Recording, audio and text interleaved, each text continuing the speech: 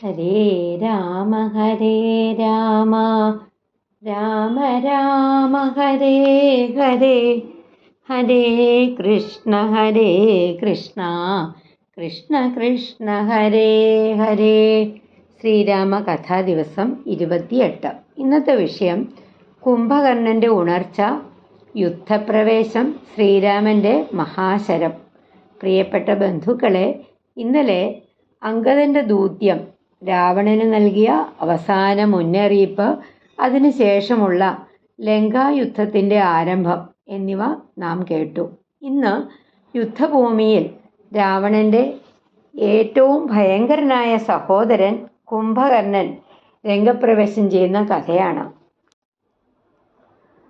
യുദ്ധത്തിൽ രാക്ഷസവീരന്മാർ പലരും വാനരന്മാരോട് പരാജയപ്പെട്ടു. ഇത് കണ്ട രാവണന് വലിയ ദുഃഖവും കോപവുമുണ്ടായി. അവൻ മന്ത്രിമാരോട് പറഞ്ഞു, ഇനി കുംഭകർണനെ ഉണർത്തണം. കുംഭകർണൻ സാധാരണ യോദ്ധാവായിരുന്നില്ല. അവൻ അതിശക്തനും ഭീമാകാരനുമായിരുന്നു. എന്നാൽ ബ്രഹ്മാവിൻ്റെ വരഫലമായിട്ട് ദീർഘകാലം ഉറങ്ങിക്കിടക്കുകയായിരുന്നു. കുംഭകർണനെ ഉണർത്താൻ അനേകം രാക്ഷസന്മാർ ശ്രമിച്ചു.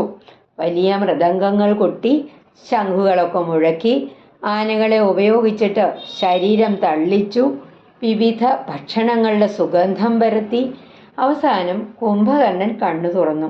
അവൻ എഴുന്നേറ്റപ്പോൾ തന്നെ ഭൂമി വിറച്ചതുപോലെ തോന്നി. കുംഭകർണൻ രാവണന്റെ അടുത്തെത്തി.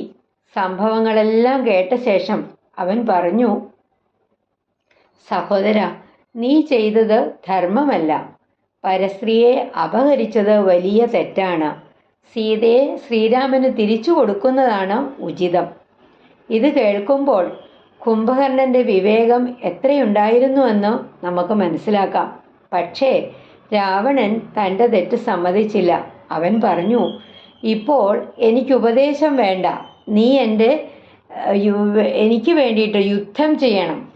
സഹോദര സ്നേഹം കാരണം കുംഭകർണൻ യുദ്ധത്തിന് തയ്യാറായി. കുംഭകർണൻ യുദ്ധഭൂമിയിലേക്ക് വന്നപ്പോൾ വാനരസേന ഭയന്നു. അവൻ്റെ രൂപം പർവ്വതം പോലെ വലുതായിരുന്നു. അവൻ അനേകം വാനരന്മാരെ തുരത്തിക്കളഞ്ഞു.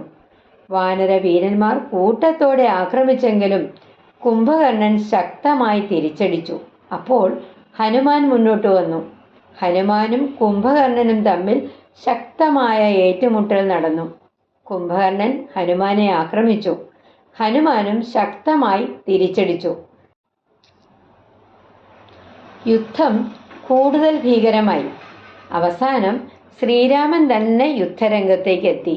കുംഭകർണൻ ശ്രീരാമനെ കണ്ടു. ശ്രീരാമൻ തൻ്റെ വില്ലെടുത്ത് ദിവ്യമായ അസ്ത്രങ്ങൾ ഉപയോഗിച്ചു. ആദ്യം കുംഭകർണൻ്റെ ആയുധങ്ങൾ തകർത്തു.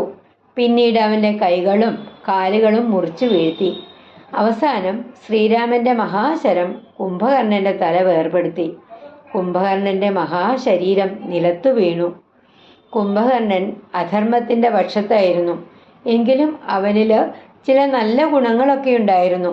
സഹോദരനോടുള്ള സ്നേഹം, സത്യം പറയാനുള്ള ധൈര്യം, സ്വന്തം ജീവൻ പോലും ത്യജിക്കാൻ തയ്യാറായ മനസ്സ്. പക്ഷേ അധർമ്മത്തെ പിന്തുണച്ചതിൻ്റെ ഫലം അവനും അനുഭവിക്കേണ്ടി വന്നു. ഇന്നത്തെ കഥ നമ്മോട് പറയുന്നത് വളരെ ഗൗരവമുള്ള ഒരു കാര്യമാണ്. നല്ല മനസ്സുണ്ടായാൽ മാത്രം പോരാ, നല്ലതിൻ്റെ പക്ഷത്ത് നിൽക്കുകയും വേണം. കുംഭകർണന് രാവണൻ്റെ തെറ്റ് മനസ്സിലായിരുന്നു. എങ്കിലും അവൻ അധർമ്മത്തിൻ്റെ പക്ഷത്ത് യുദ്ധം ചെയ്തു. അതുകൊണ്ട് സത്യം മനസ്സിലാക്കുന്നതിലും വലിയ കാര്യം സത്യത്തിൻ്റെ പക്ഷത്ത് നിൽക്കുന്നതാണ്. ഹേ ശ്രീരാമ, തെറ്റും ശരിയും തിരിച്ചറിയാനുള്ള വിവേകം ഞങ്ങൾക്ക് നൽകണമേ. ശരി തിരിച്ചറിഞ്ഞാൽ അതിൻ്റെ പക്ഷത്ത് ധൈര്യത്തോടെ നിൽക്കാനുള്ള ശക്തിയും നൽകണമേ. അധർമ്മത്തോടുള്ള ബന്ധങ്ങളെക്കാൾ ധർമ്മത്തോടുള്ള ബന്ധത്തിന് പ്രാധാന്യം നൽകാൻ ഞങ്ങളെ അനുഗ്രഹിക്കണമേ. ശ്രീരാമ ജയ് രാമ ജയ് ജയ് രാമ, ശ്രീരാമ ജയ് രാമ ജയ് ജയ് രാമ. നാളെ നമ്മൾക്ക് ഇന്ദ്രജിത്തിൻ്റെ മായായുദ്ധം, നാഗപാശം, ശ്രീരാമ ലക്ഷ്മണന്മാരുടെ ബന്ധനം, ഗരുഡൻ്റെ വരവ്, ഇതൊക്കെ നാളെ കേൾക്കാം. ശ്രീ ഹനുമാൻ സ്വാമിക്ക് ജയ്. ശ്രീഹരേ നമഃ.